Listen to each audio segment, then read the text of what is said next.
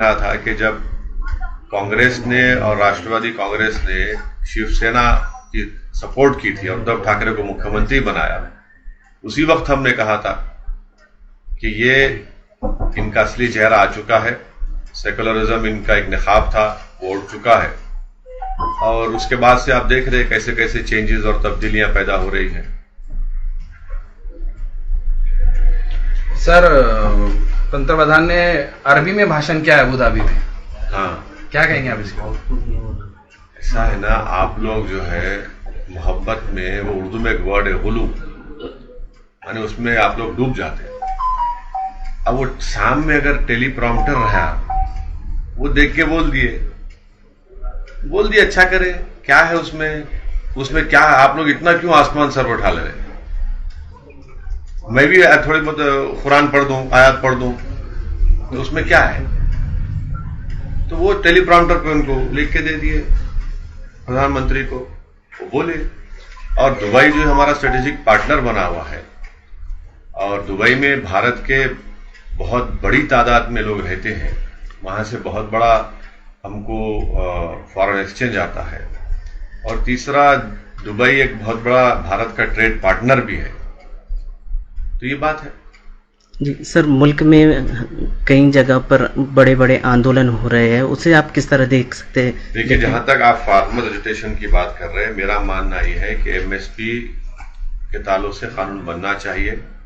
स्वामीनाथन साहब की जो रिकमेंडेशन है उसको कबूल करना चाहिए। और तीसरा, अगर कोई प्रोटेस्ट करना चाहता है तो उनको प्रोटेस्ट करने की जगह दीजिए। आप दिल्ली में आप प्रोटेस्ट ही नहीं करना, ये क्या मतलब है? उनको प्रोटेस्ट करने दीजिए ना। प्रोटेस्ट से क्या? प्रोटेस्ट तो एक फंडामेंटल राइट है जमहूरियत में। और एमएसपी की गारंटी का कानून बनना चाहिए। स्वामीनाथन साहब की रिकमेंडेशन को कबूल करना चाहिए। उन पर जो केसेस है अब तक विड्रॉ नहीं हुए, वो केसेस विड्रॉ होना चाहिए। बीजेपी का ये कहना है कि 370 के पार हमें इस बार जाना है। तो ये देश की जनता को, खास तौर से हम जो मेजॉरिटी कम्युनिटी के जिम्मेदार लोग हैं, हम उनसे भी अपील करेंगे कि तीसरी मर्तबा देश के प्रधानमंत्री नरेंद्र मोदी को बनने से हमको पूरी कोशिश करनी चाहिए। जहां तक हमारा ताल्लुक है, हम तो कोशिश करते आ रहे हैं। अब ये जो पॉलिटिकल पार्टीज जो अपने आप को सेक्युलर बोलती हैं, उनमें खुद एक अफरा तफरी का माहौल बना हुआ है।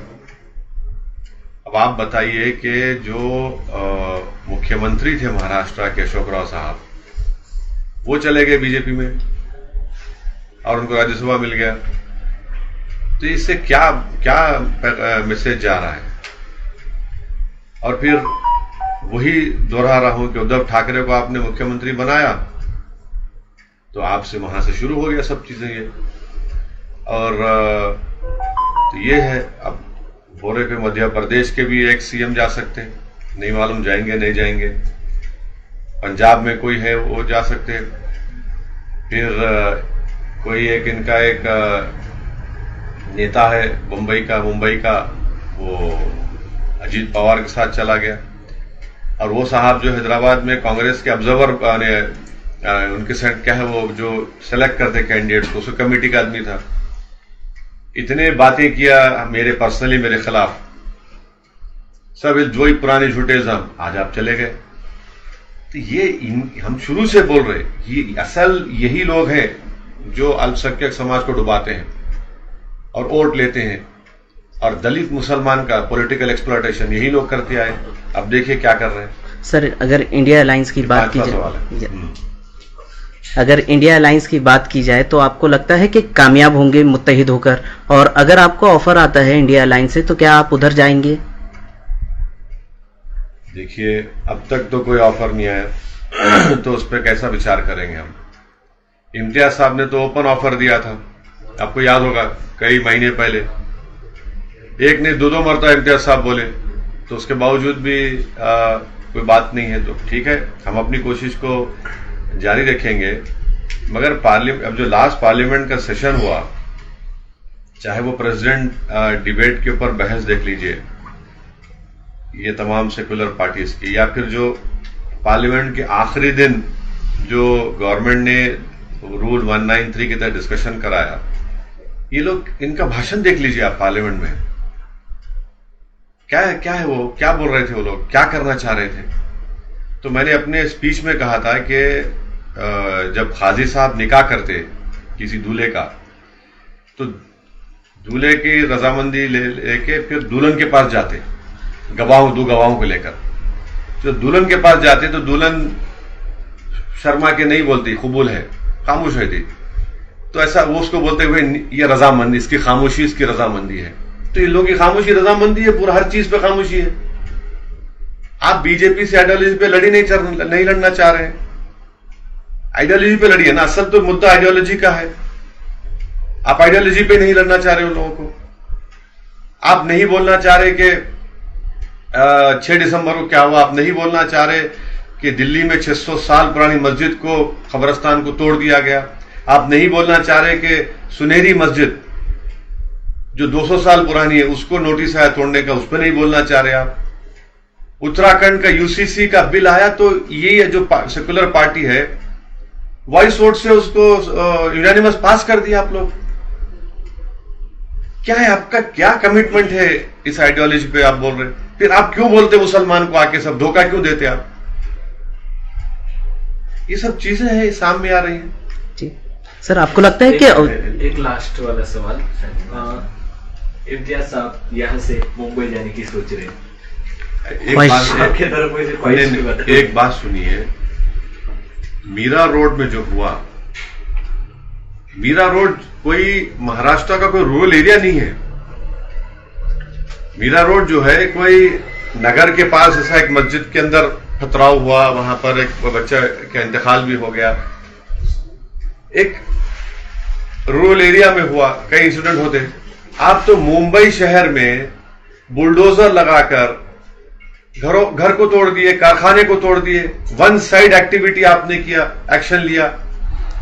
कितने पीड़ित परिवार के लोग मुझे इम्तियाज साहब को फोन करके रो रहे थे कि साहब कोई तो आओ, कोई नहीं है हमारे पास। अब चुनाव आएगा तो पूरे भाग भाग के जाएंगे सब सेक्युलरिज्म के जो चौधरी है, जो हमको गाली देते। काश इम्तियाज साहब वो तमाम फोन रिकॉर्डिंग जो बातें फोन पे किए रिकॉर्ड कर लेते तो हर एक की आंख में आंसू आ जाते। आप उनको बेघर कर दिए, कारोबार से महरूम कर दिए।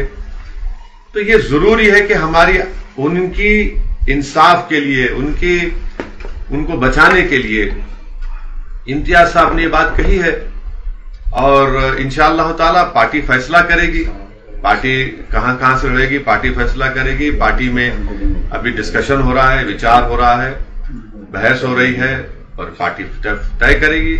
औरंगाबाद के ताल्लुक से तो मैं तो औरंगाबाद की आवाम को सलाम करता हूं और जिंदगी भर मैं उनका एहसानमंद रहूंगा कि उन्होंने एक बेहतरीन एमपी को यहां से उन्होंने इलेक्ट किया।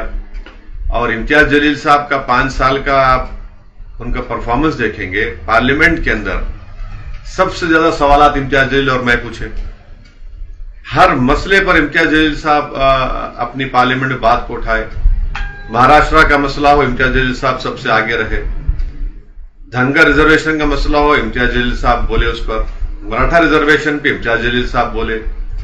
महाराष्ट्र में जो मुसलमानों में जो बैकवर्ड कास्ट हैं उनको रिजर्वेशन दो, इम्तियाज जलील साहब बोले। महाराष्ट्र के किसानों का मसला आया, इम्तियाज जलील साहब बोले। और पूरे औरंगाबाद में अल्हम्दुलिल्लाह खाली 1-2 इंसिडेंट्स को छोड़कर औरंगाबाद पार्लियामेंट कॉन्स्टिट्यूंसी पीसफुल रही। और औरंगाबाद की तारीख में, बल्कि महाराष्ट्र की तारीख में एक बहुत बड़े दंगे को होने से इम्तियाज जलील ने बचा लिया। आप मुझे बताइए कि कोई ऐसा एमपी होगा जो एक रिलीजियस प्लेस ऑफ वर्शिप के पास जाकर बैठ गया कि नहीं यहां पर हां होने नहीं दूंगा मैं। इतना बड़ा काम इम्तियाज जलील साहब किए।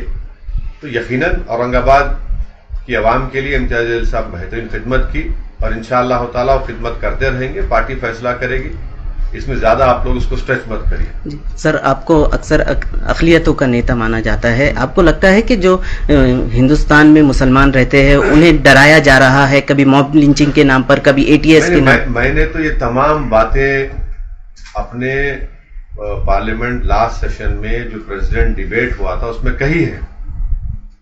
आज भारत के जो मुसलमान हैं, जिनकी आबादी 17 करोड़ है, वो अपने आप को ऐसा महसूस करते हैं जिस तरह हिटलर के जमाने में यहूदी महसूस करते थे अपने आप को। मैंने पार्लियामेंट में बात कही है ये, तो इसमें क्या, उसमें और छुपाना क्या है उसमें?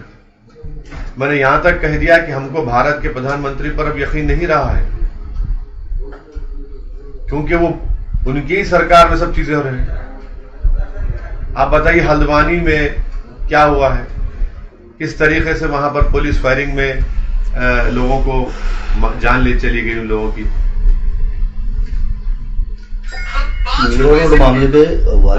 मेरा रोड मामले पे वारिस पठान साहब को भी कल नोटिस दी गई, उनको नहीं जाने दिया गया, तो आप क्या जाएंगे वहां पर? क्यों, तो वहां काफी लोगों की। नहीं, हम जाएंगे, क्यों नहीं जाएंगे, बराबर जाएंगे।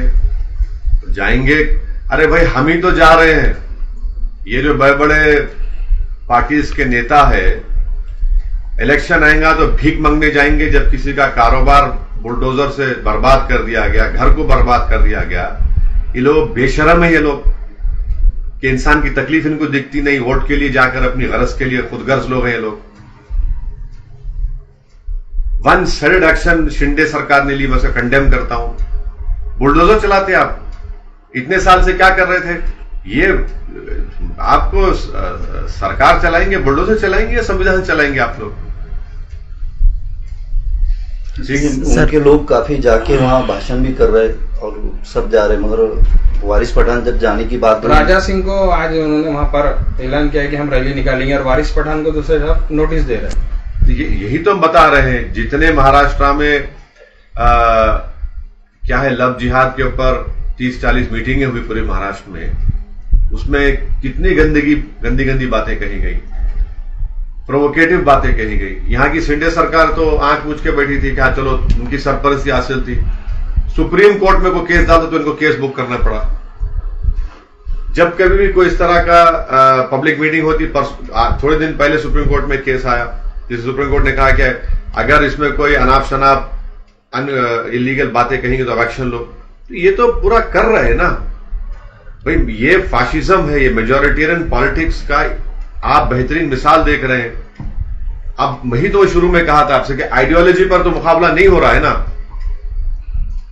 मुसलमानों से यही कहा जा रहा है कि तुम गूंगे, अंधे और बहरे बन के बैठो, और इलेक्शन जब आएगा निकल के हमारे को सेकुलरिज्म के नाम पे वोट दे दो और खामोश बैठो।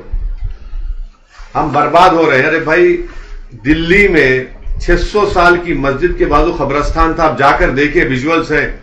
कब्रिस्तान को डेमोलिश करे तो मुसलमानों के लाशों में कफन बाहर निकल कर आ गया उसमें। इतनी बेइज्जती, ये कोई तरीका है? तो ये हर जगह ऐसी हो रहा है। वारिस पठान को रोकेंगे, एमआईएम के कार्यकर्ता को नहीं जाने देंगे, मगर जो आरएसएस बीजेपी के वो जाएंगे, वो जाकर जख्म पर नमक फेंकेंगे।